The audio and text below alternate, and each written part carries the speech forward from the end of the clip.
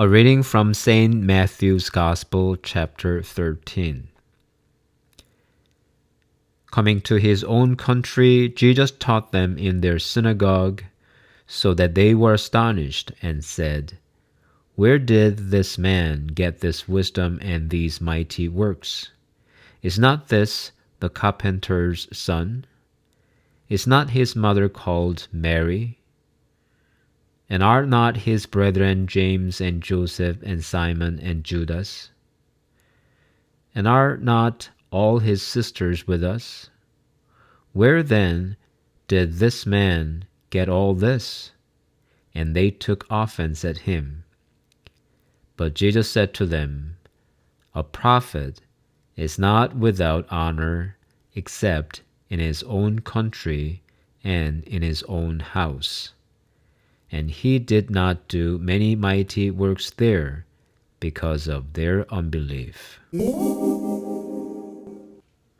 When successful and popular people speak, the public tends to listen to them.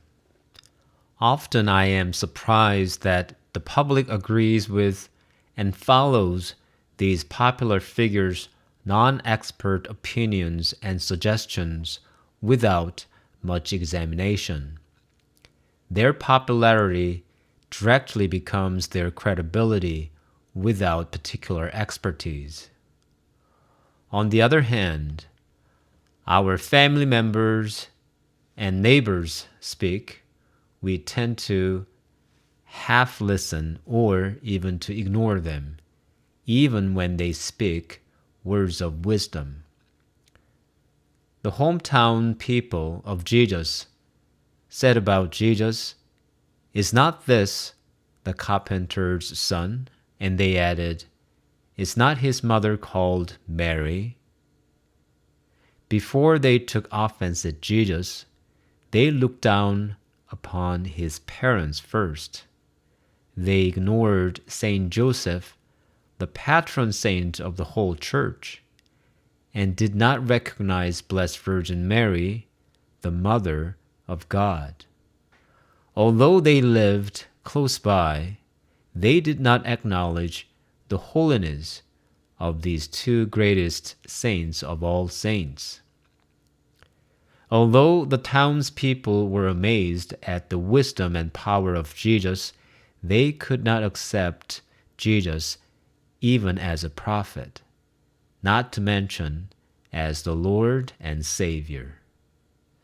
Saint Joseph was an ordinary carpenter.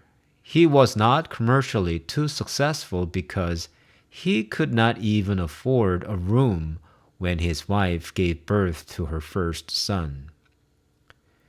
We don't know how skillful Saint Joseph was, but it doesn't seem that he was a renowned engineer or inventor. All we know about him is that he was a carpenter. And it seems that's how much the townspeople also knew about him.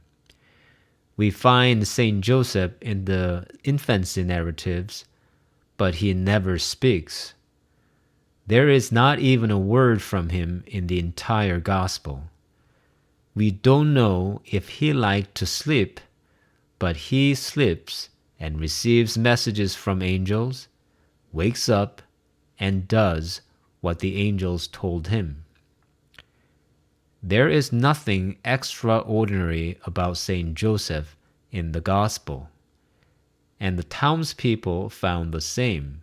Nothing exceptional, nothing extraordinary, nothing to be commemorated. Nevertheless, in secret he was chosen as the foster father of the Son of God, and also in secret he protected the Mother of God and her Son. He didn't speak too much, but he did more than enough in God's plan of salvation. There is an expression, average Joe or ordinary Joe. We don't expect much from an average Joe. But our average Joe, Saint Joseph, could carry our Savior and protect him with his poverty. Not a superstar or superhero, but this average Joseph I wish to become.